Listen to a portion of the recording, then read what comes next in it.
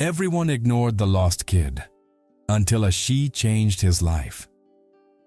On the cold streets of Boston, a 6-year-old boy is ignored by everyone who passes by until a simple woman, invisible in the eyes of society, decides to stop. That gesture changes not only the child's fate, but also her own and that of a grieving father. What begins as an act of kindness turns into a journey of exposed pain, revealed secrets, and bonds no one thought possible. Between judgment, loss, and redemption, something greater than anyone could have expected is born. A new kind of family. Before we dive into this story, tell me in the comments, where are you watching from? I love knowing how far our stories reach. And if you're into intense, emotional love stories full of twists and turns, go ahead and subscribe to the channel. That way, you won't miss any new episodes, and you'll help this project grow and reach more people. Morning in Boston wakes up gray, cold, and rushed. The hospital's automatic doors open with a gust of icy air, and a 6-year-old boy crosses the threshold like someone unsure whether he's leaving or being carried away by the city's invisible current. Noah Everett is small and thin, very pale skin, light blonde hair falling in messy strands over his forehead. He wears a faded blue cotton hoodie and shorts that make no sense in the cutting wind. He's barefoot. His feet, red and raw, look like little ice stones pressing against the concrete. He doesn't cry, doesn't call for anyone. He just walks, his empty blue eyes searching for a memory he no longer remembers where to find. To the right, a paramedic pushes a gurney. To the left, a woman holds a steaming coffee. Noah walks between them without touching a thing, like an unwanted thought people would rather ignore. "Hey, kid." "Watch it," a bike courier mutters, swerving at the last second without slowing down. Noah doesn't react. He crosses the crosswalk as the light beeps and the countdown drops. 6, 5, 4. Cars speed up, horns burst like thunder, and he, light, almost transparent, reaches the opposite sidewalk. A warm draft escapes from a ventilation grate, and he stops for a second, stretching out his hands and feet to that shy bit of relief. The steam rises and draws clouds around his pale face. Across the street, a security guard speaks on the phone. "Yeah, I see him." "A kid?" "No, he must be with someone." He looks in Noah's direction, frowns for a second, and keeps walking.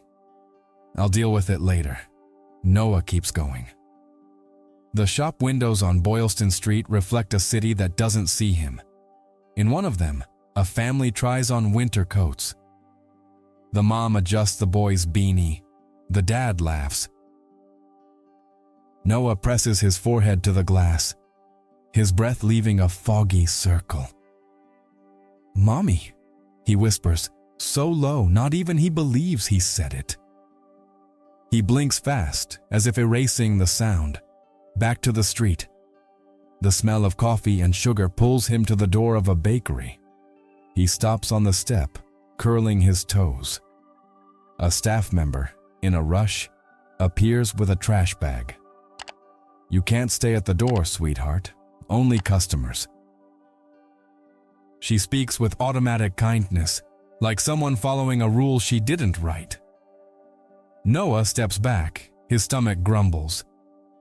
The sound of the coffee grinder drowns out any reply. He turns the corner, the wind stitches the hoodie to his skin. A colorful scarf slips from a baby stroller and lands at Noah's feet. He bends down, picks up the soft fabric, imagines how good it would feel around his neck. The baby's mom, without looking at him, snatches the scarf back in one quick motion. "Thanks," she says, already walking off. Noah opens his mouth, but no words come. He closes it again.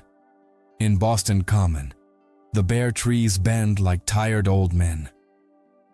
A squirrel stares at him for a moment and scurries away. On the lake, Thin ice begins to form at the edges. Noah sits on the nearest bench, tucks in his legs, hugs his knees. The bench's leather is cold and damp. He watches a man in a suit run with a briefcase pressed to his chest. "I've got a 9 a.m. meeting," the man mutters to no one, speeding up. A little girl in pink gloves points at Noah. "Mommy, that boy's not wearing shoes." The mother pulls her by the hand. "Don't look in, honey. We're already late." The comment floats in the air, falls by Noah's feet, and disappears. From his hoodie pocket, he pulls out a blue plastic button, the only treasure he carries, and rolls it between his fingers. Its modest shine seems to warm his eyes for a moment. He closes his hand tight around it. Breathes. The wind brings a metallic whistle from the T's train tracks. The world is in a rush. He is cold. "Are you lost, mine kid?" asks an older man with a gray beard. Approaching slowly, Noah lifts his face. His blue eyes meet the man's, and there's almost a thread of voice. "I?" The man's phone beeps. He hesitates, picks up. "Yeah, boss, I'm almost there." When he looks back, the gesture of care is gone. "Sorry, buddy. Find a cop, okay?" And he walks off, fixing his coat. Noah puts his feet back down and stands up. Every stone in the sidewalk feels like an imaginary needle, but he keeps going. A snowflake, lone and uncertain, lands in his blonde hair and melts instantly. The boy lifts his face to the dull sky, as if asking what exact shade of gray it is. Near the park entrance, a small band plays a soft gospel song. The singer's voice hits a note that trembles in the air. Noah stops. His lips move, repeating fragments of an old melody stored in some corner of his memory.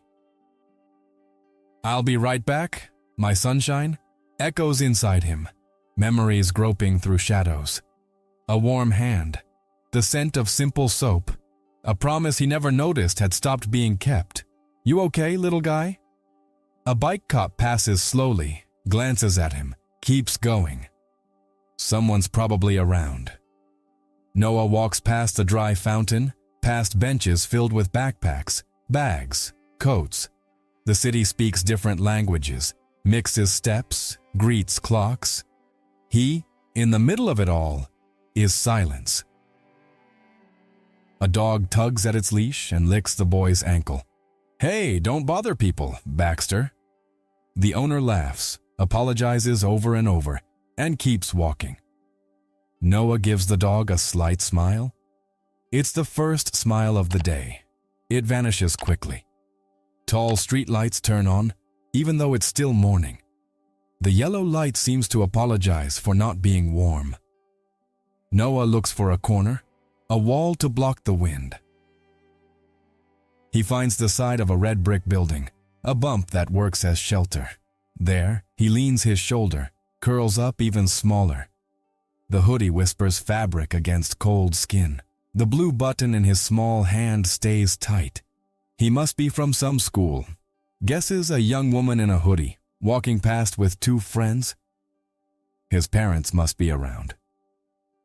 The 3 glance at him for a second, then go back to talking about a show and a work deadline. Noah inhales. The air scratches on the way in. Exhales. Closes his eyes. Behind his eyelids, the world is a different color, one where rushing doesn't hurt. He stays there, half boy, half longing to be seen. Minutes stretch out, and no hand touches his shoulder. The park sighs. The city moves on, and the boy, in the heart of Boston, remains what no one wants to admit exists. A visible absence. He opens his eyes again, slowly. His gaze scans the surroundings like someone learning a new street. He sees a disposable cup rolling, a newspaper stuck in a bush, a lost glove on a wall. He reaches out for the glove but stops mid-motion, as if asking anything from the world were asking too much. "Mommy?" He tries again, the word breaking in the wind. No answer.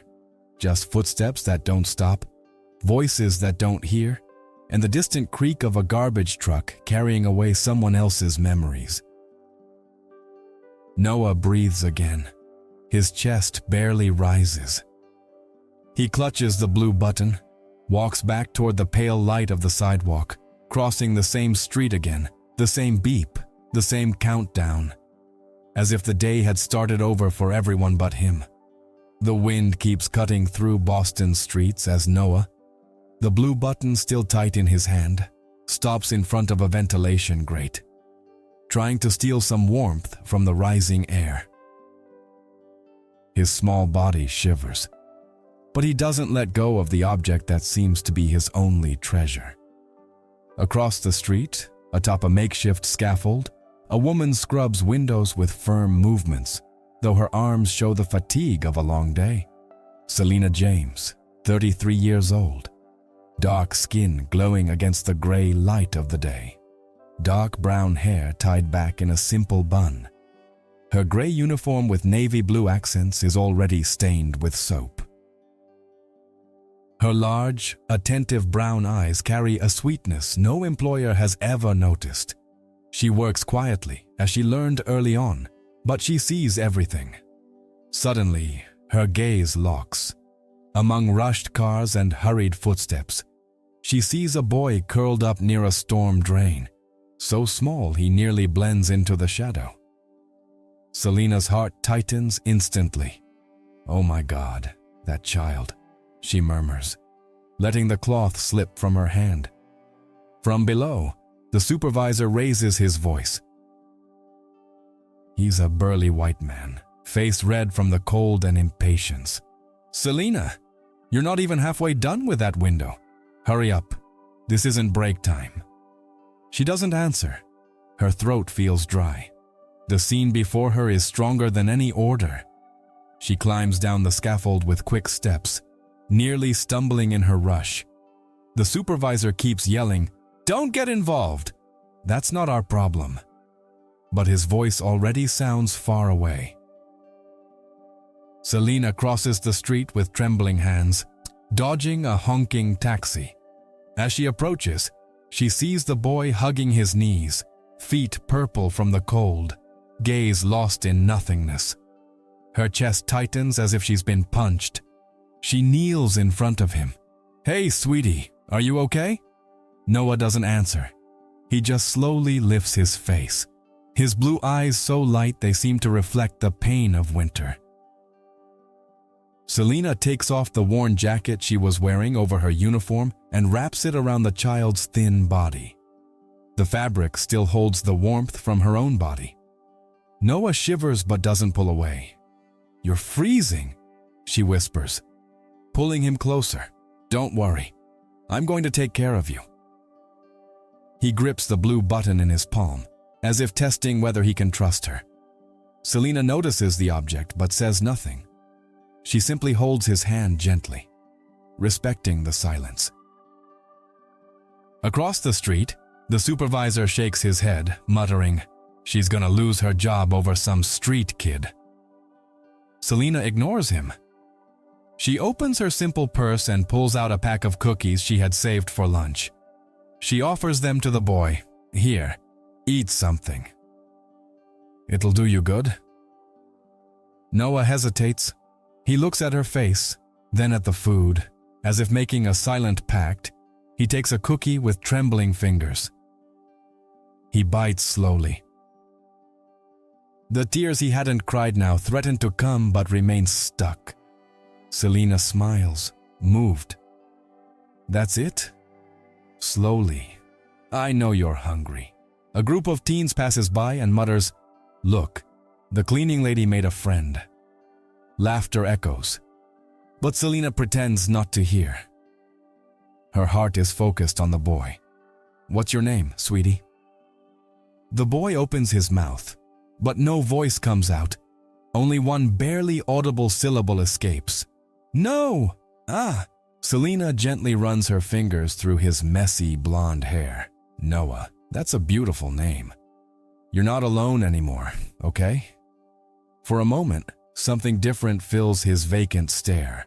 A flicker of trust, small but real. Selena stands up, holds the boy's hand, and helps him to his feet. He stumbles in his first barefoot steps, but leans on her. The supervisor, furious, looks like he might come after them. But Selena is already walking away, determined, not looking back. As they cross the street, Noah holds her hand tightly. The blue button remains clutched in his other hand, like a secret, and in that moment, without her knowing, destiny begins to shift. Because what seemed like just a simple act of kindness would end up changing not only that child's life, but hers too. The wind blows harder as Selena and Noah walk through the streets toward Roxbury. At each corner, the boy squeezes her hand tighter, as if afraid of being swallowed by the city. Selena doesn't press him with questions.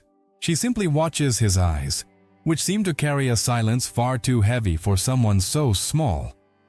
They arrive at an old building, bricks stained by time, with narrow hallways and a smell of simple food mixed with cheap disinfectant. Selena opens the door to her small apartment, a modest living room, worn but clean furniture, old photographs on the wall, and an open Bible on the table. The heater hums steadily, though the air still feels cold.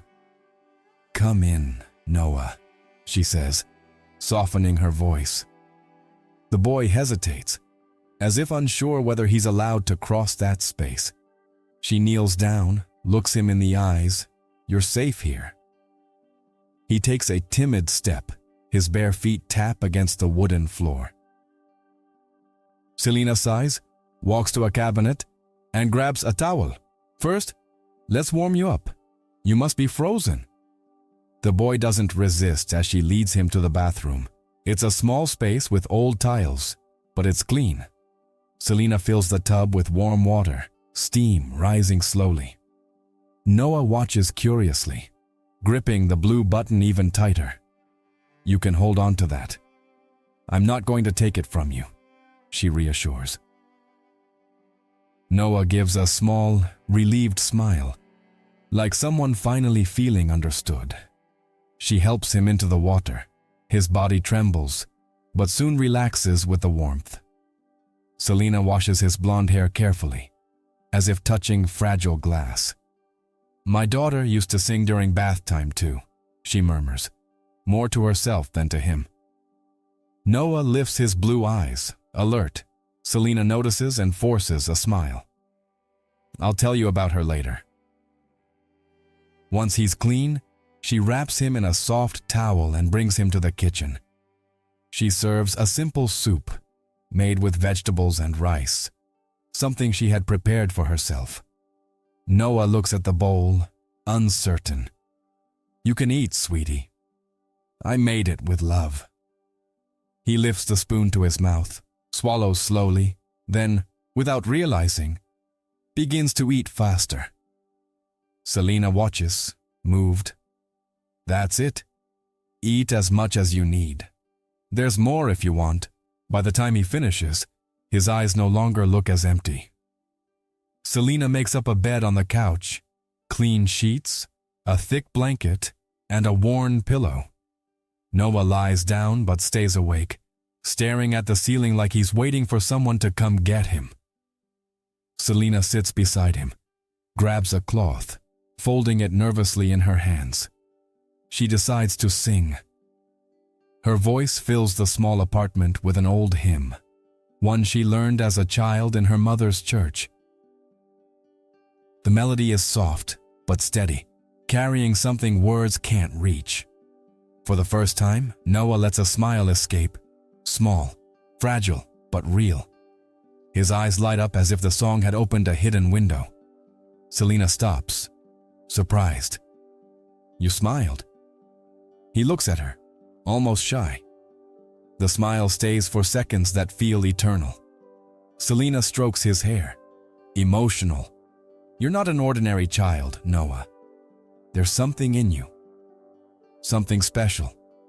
Noah closes his eyes, still smiling, and finally falls asleep. Selena stays there, watching him breathe. A knot forms in her throat. She clasps her hands and whispers to herself, "Lord, show me what to do. This child came into my life for a reason." Outside, snow begins to fall silently over Boston. Inside the small apartment in Roxbury, something bigger than chance is being born. If you made it this far, comment smile. That way I'll know you're enjoying the story and will confuse the people who only read the comments. While Noah sleeps peacefully for the first time in days on Selena's simple couch, the atmosphere inside the Boston hospital turns into a storm. Cold hallways, bright lights, and hurried steps. Dr. Julian Everett, 40 years old, tall, elegant, with a tired expression, paces back and forth in his office, his jaw clenched.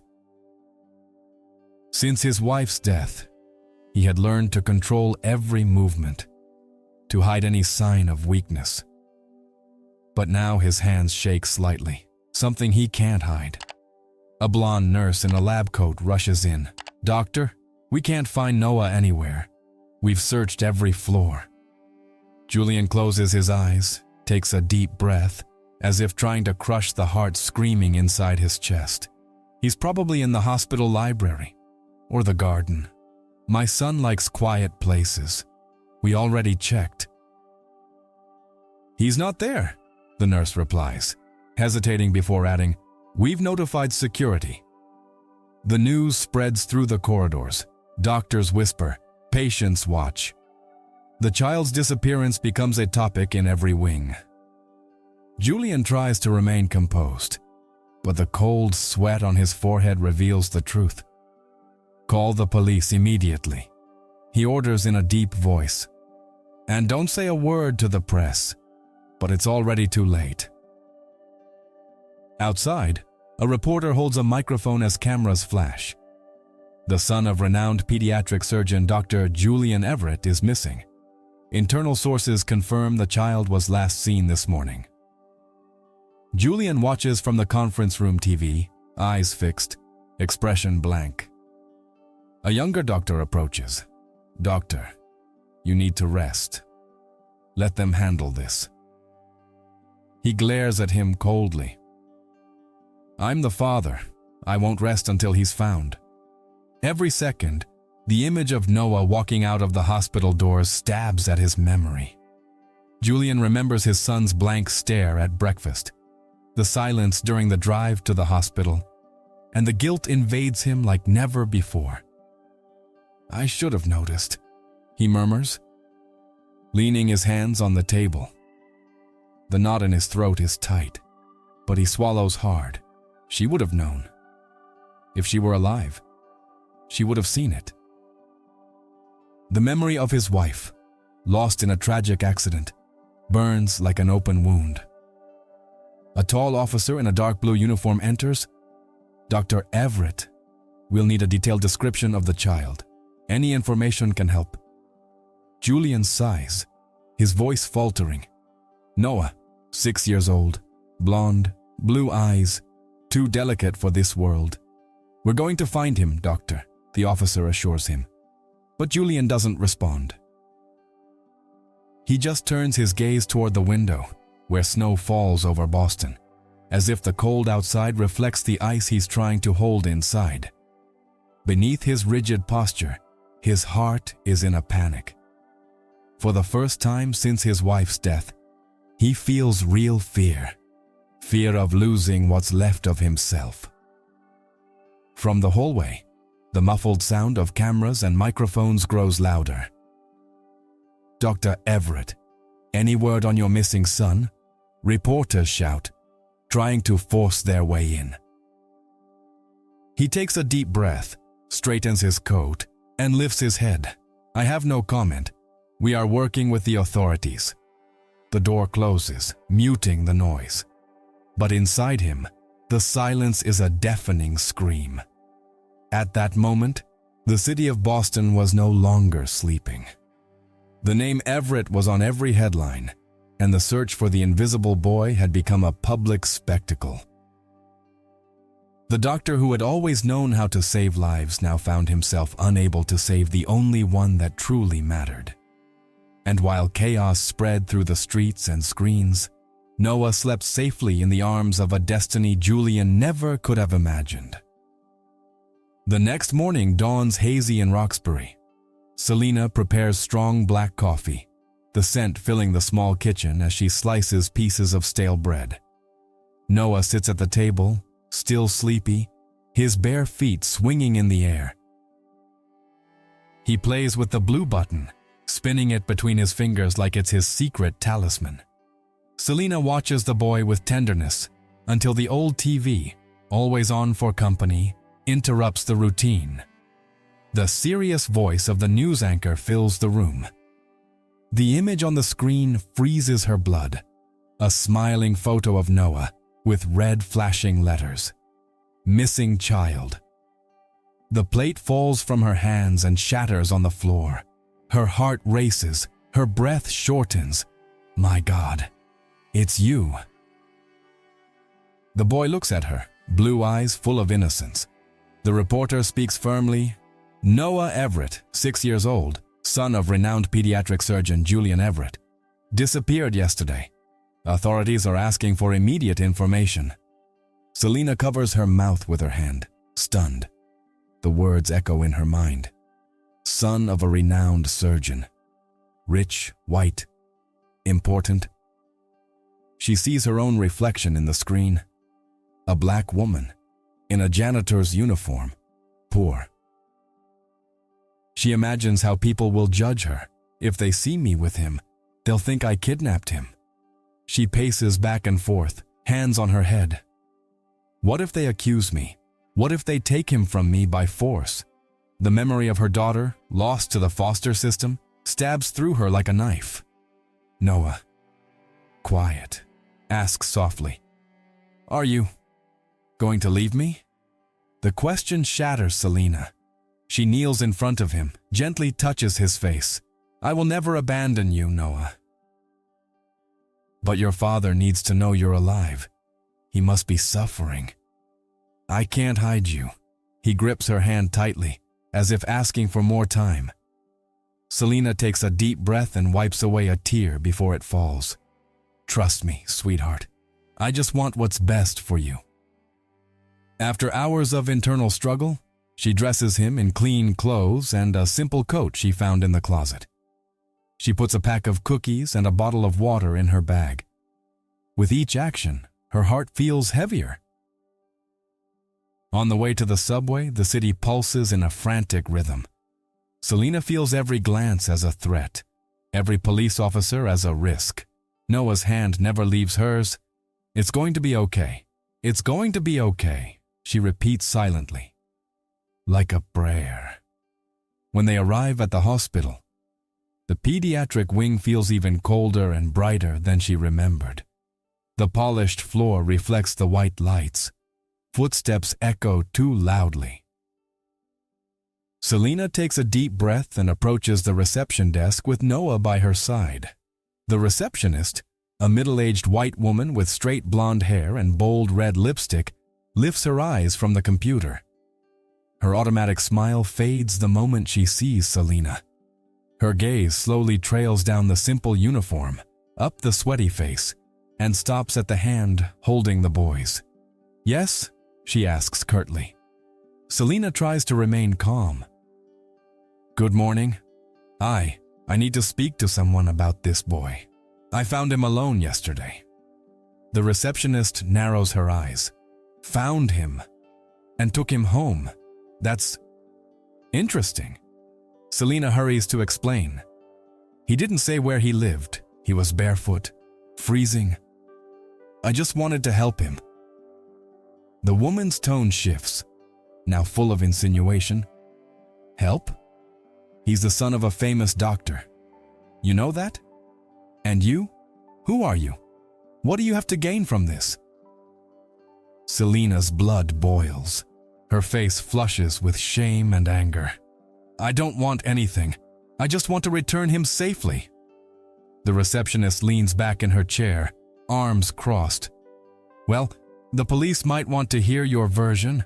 After all, who's to say you weren't trying to take advantage? Selena's heart nearly stops. Around them, people begin to whisper. An older woman murmurs, "Is that her? The one with the boy?" A man shakes his head. What nerve. Noah, frightened, hides behind her legs. "She took care of me," he murmurs. But no one listens. Selena closes her eyes for a second.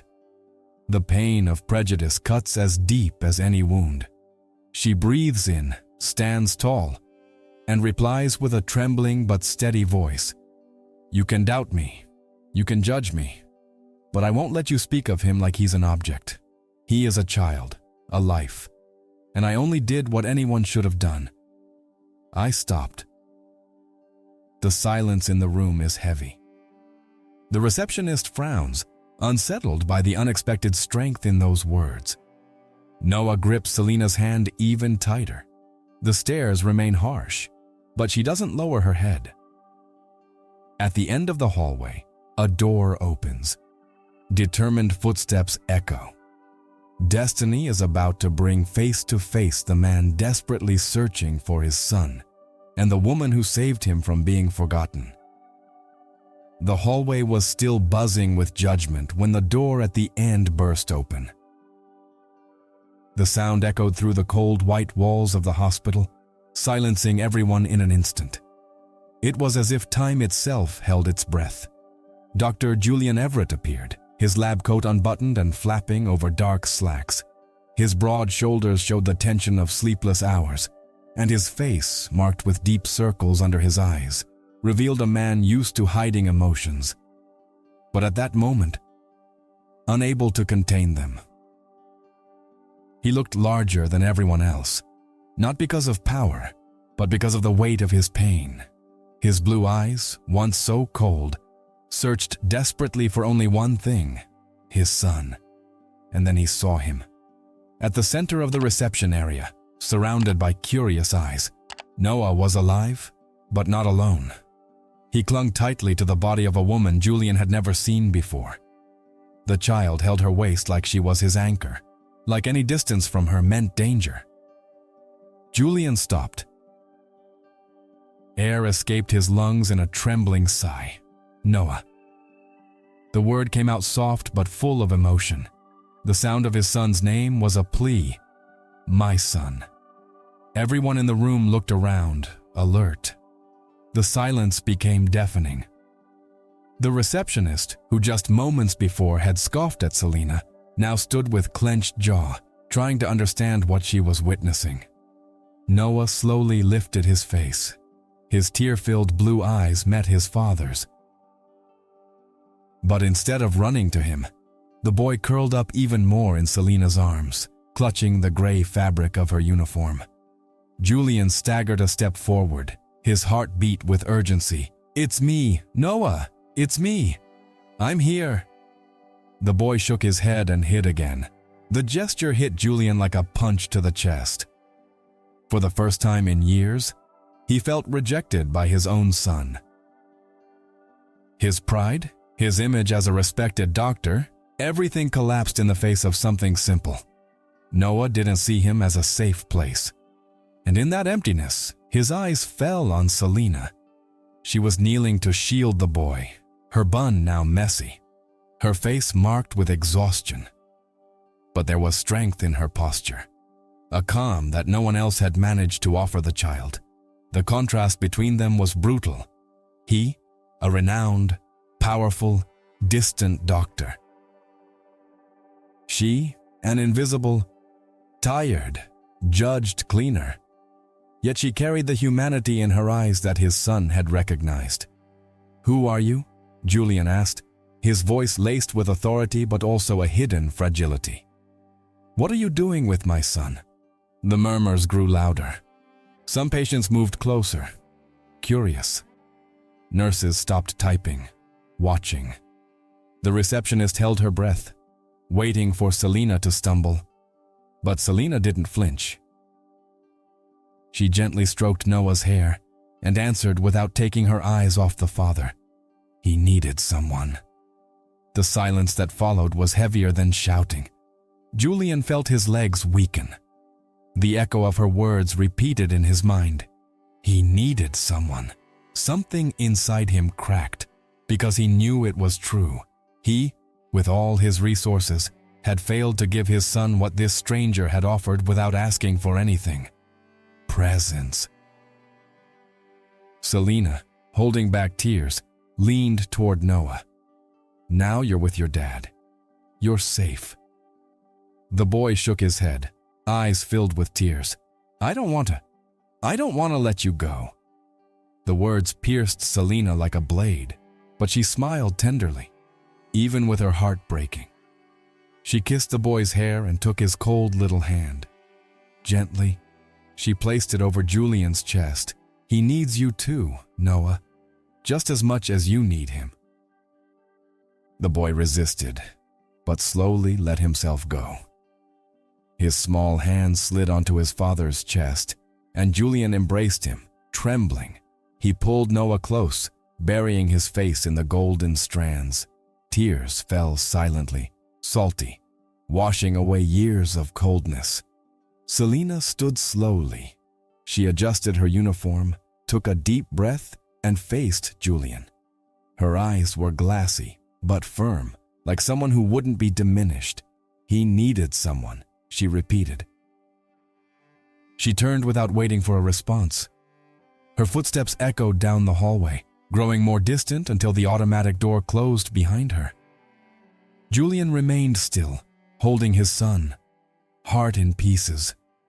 For the first time since losing his wife, he felt something beyond grief and despair. He felt curiosity. Who was that woman who had brought life back to his son, and somehow touched what was left of his own heart? The emptiness she left behind wasn't just silence. It was the beginning of something not even he, with all his medical logic, could explain. If you made it this far, comment reunion. That way I'll know you're enjoying the story, and will confuse the people who only read the comments. The following days were heavy with silence in the Everett mansion. The massive home with white walls and pristine hallways felt even emptier, despite Noah's return. The boy remained quiet, refusing to speak. But he found another way to communicate, through drawings. Sitting at the kitchen table, surrounded by colored pencils, Noah filled page after page. Always the same figure. A woman's face, brown skin, hair in a bun, big welcoming eyes. The childlike strokes held so much affection it hurt to see. Julian watched from afar, his trembling fingers wrapped around a cup of coffee. Noah, who is she? He asked, his voice almost pleading. The boy didn't answer. He just pressed harder on the outline of the eyes and, without looking at his father, whispered, "She saw me." Those words echoed like a sentence in Julian's heart. She saw me. He, with all the love he thought he had, hadn't truly seen his own son. From that moment on, Julian couldn't sleep. During the day, he reviewed charts and coordinated surgeries. But at night he roamed the city looking for the mysterious woman. He visited shelters where children played in damp hallways, entered churches where worshipers sang muffled hymns, asked around at community kitchens. In each place, he showed Noah's drawing. Some looked at him with pity. Others shook their heads. No one knew. But Julian didn't give up. Each rejection was a blade, but also a reminder. He had to find her. One rainy afternoon, he walked into a public school in Roxbury. The building was old, the walls chipped, the smell of cleaning supplies mixed with the scent of school lunch from the cafeteria. Julian wandered the hallways, feeling it might just be another failed attempt, until he saw her. At the end of the hallway, kneeling with a bucket and rag, Selena scrubbed the worn floor. Her simple uniform was soaked, and strands of hair escaped her bun, sticking to her sweaty forehead. She worked in silence, focused, as if the world didn't see her. Julian stopped, breathless. His heart pounded like he'd just stepped into surgery without anesthesia. She was the woman from his son's drawings, the woman Noah had called his safe place. He took a few hesitant steps, his expensive shoes echoing too loudly on the tile. Selina looked up, surprised to see him. Her eyes widened, but there was no fear, only discomfort. "You..." Julian murmured, voice tight with emotion. Selina set the rag into the bucket and slowly stood. "What are you doing here, doctor?" Julian took a moment to answer. He was staring at the worn uniform, the calloused hands, the bucket of dirty water. A lump formed in his throat. He was standing before the woman who had given his son life, but also face to face with a reality he had never dared to imagine. I've been looking for you all over the city," he finally said. "Noah. He keeps drawing your face.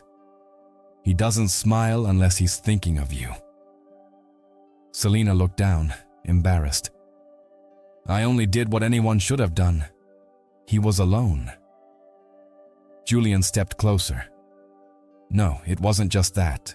You gave him back to me. You brought my son back." The words came out heavy, full of gratitude and guilt. His eyes filled with tears he refused to let fall.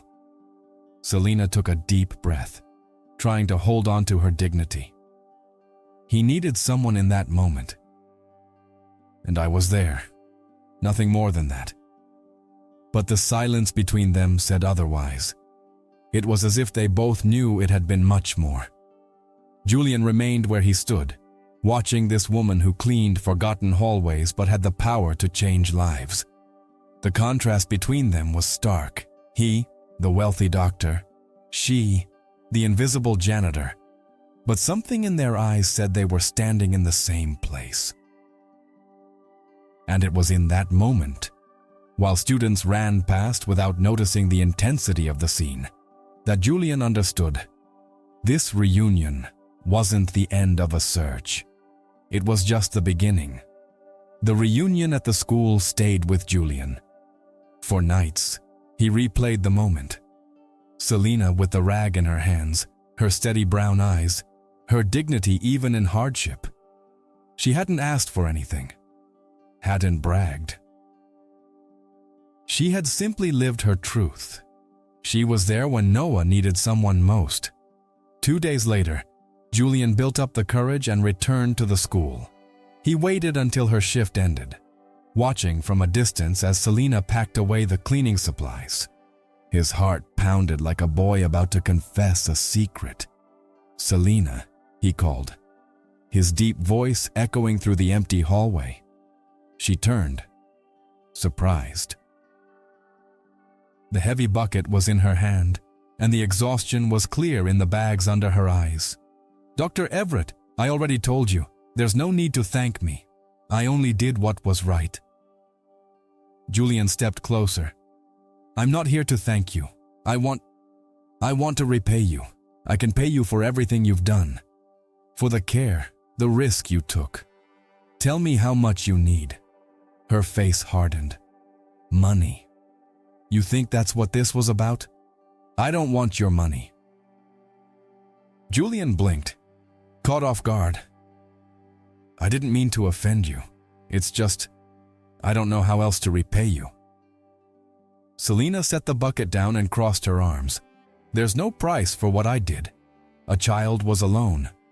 I just stopped." The doctor fell silent, feeling every word like a lesson. Then he took a deep breath and changed his tone. "Noah won't stop talking about you. He laughs when he remembers your voice, your singing. He needs you." Selina's eyes widened.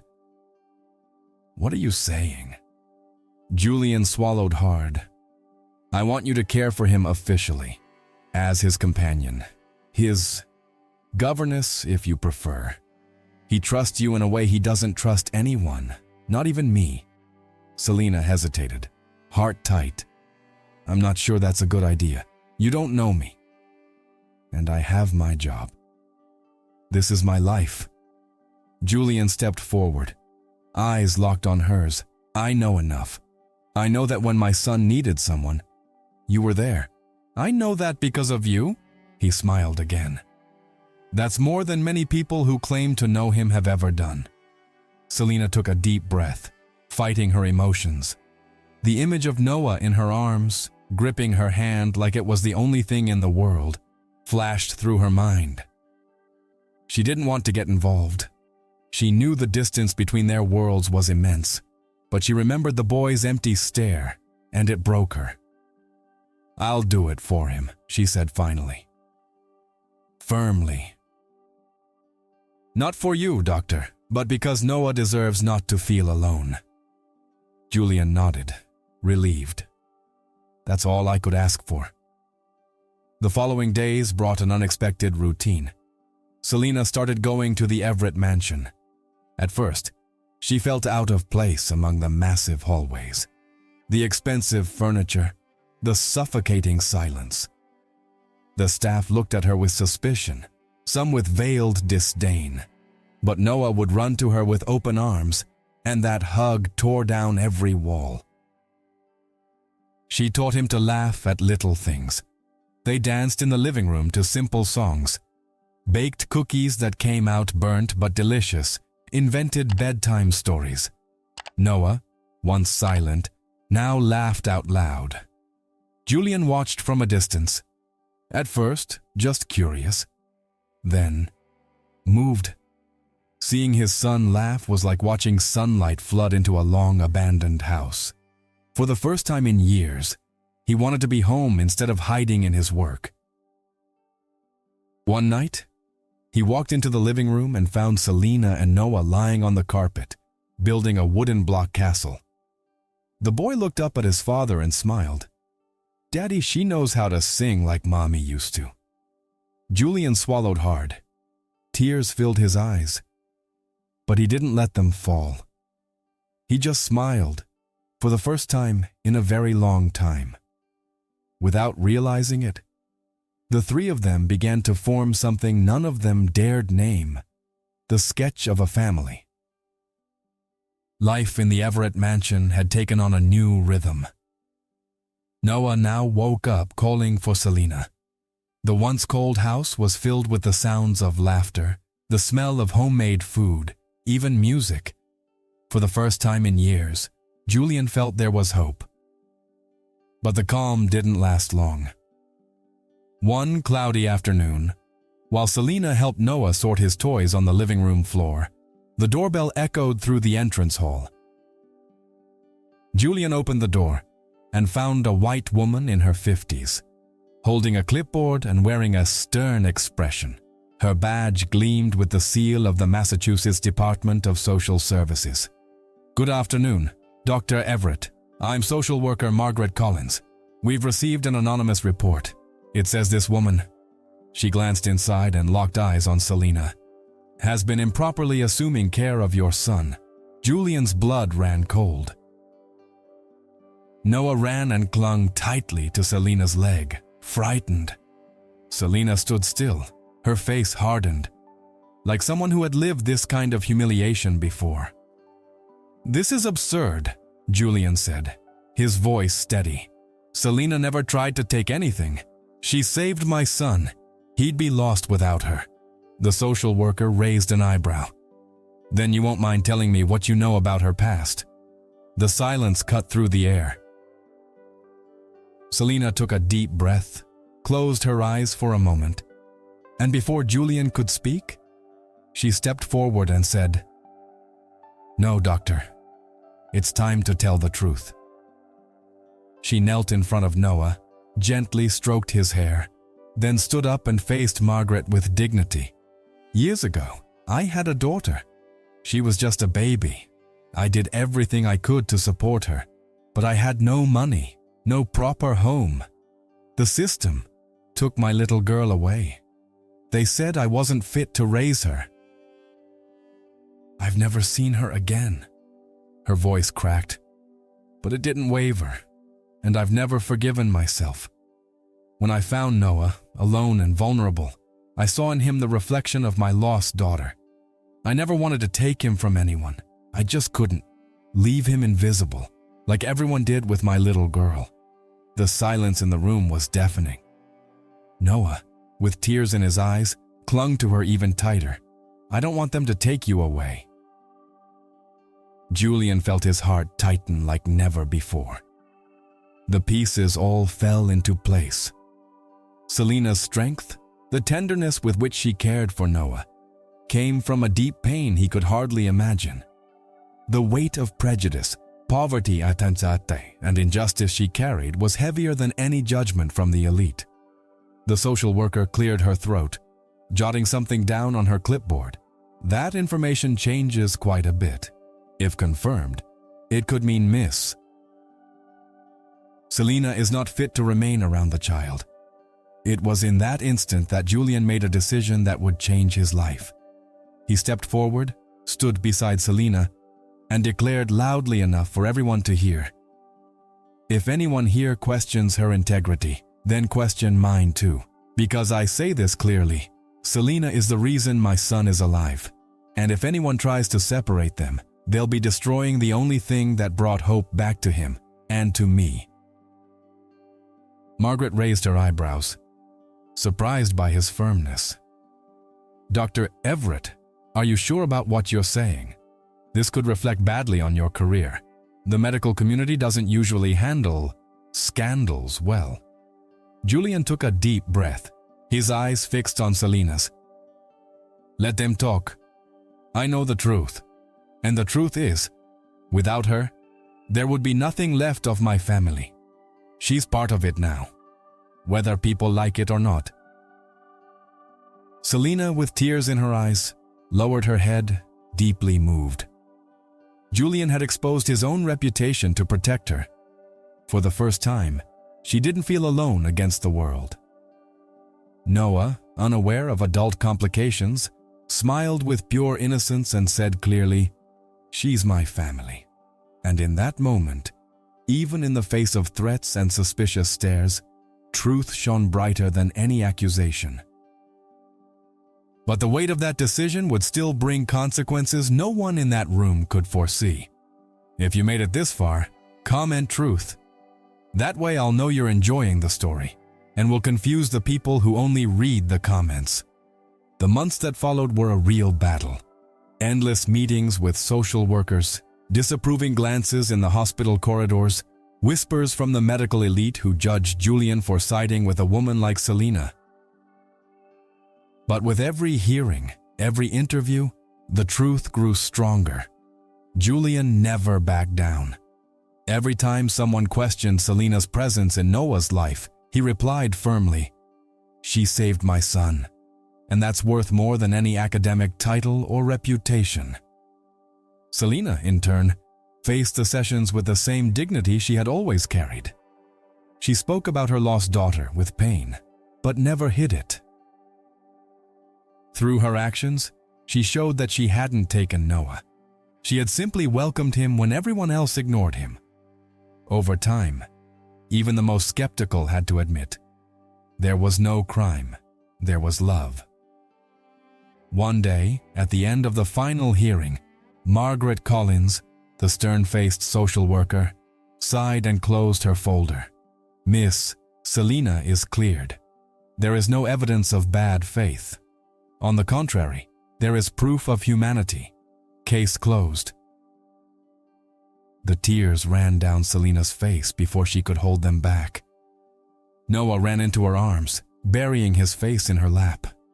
Julian, standing beside them, finally exhaled the breath he'd been holding for months. For the first time, he felt the fight had been worth it. That night, back home, as Selena put away toys in the bedroom, Noah looked at her with a child's serious tone and whispered, "Good night, Mama Mafad, Mommy." The world seemed to stop. Selena froze, her eyes filled with tears, unsure if she had heard right. "What did you say, sweetheart?" Noah smiled. Innocent. You're my mom now. She covered her face with her hands and cried, not from pain but from redemption. Julian, standing in the doorway, felt his heart shatter and rebuild at the same time. Later, in the quiet living room, he approached her. His blue eyes were wet, but there was tenderness in his face. "Selena," he said, his voice choked, "I need to ask your forgiveness, not just for everything you've endured these past months, but because I wasn't a father before. I was so lost in my own grief that I forgot to see my son's pain. You showed me that." She tried to respond, but he gently took her rough, calloused hands and continued, "You taught me how to be a father, and you taught me how to love." Her heart, so used to protecting itself, opened in silence. Selena hadn't sought out love, but it had found her, in the most unlikely place. Noah was sleeping peacefully in the other room, and in that moment, between tears and quiet smiles, she accepted something she had long believed she didn't deserve: to be truly loved. Months later, on a sunny spring morning, the three of them sat together in a Boston park. Noah ran across the grass with a colorful kite, laughing out loud. Selena and Julian, side by side, watched him with a new light in their eyes. With every laugh from the child, they looked at each other and laughed too, as if the weight of the past had finally become light. Julian intertwined his fingers with Selena's. There were no grand announcements, no formal promises, but there was something greater: the feeling that they were, finally, a family. A family no one expected, but one that was born when an ordinary woman decided to stop and truly see the invisible. Sometimes, the greatest miracles don't happen in temples or palaces, but in small acts of compassion. You just have to stop. You just have to see. And now, what did you think of this story? Tell me in the comments, from 0 to 10, how much did it move you? If you liked it, don't forget to leave your like. Share it with someone who will also be touched by this message, and subscribe to the channel so you don't miss the next stories. And before you go, I've picked another story that's even more emotional. I'm sure it'll touch your heart.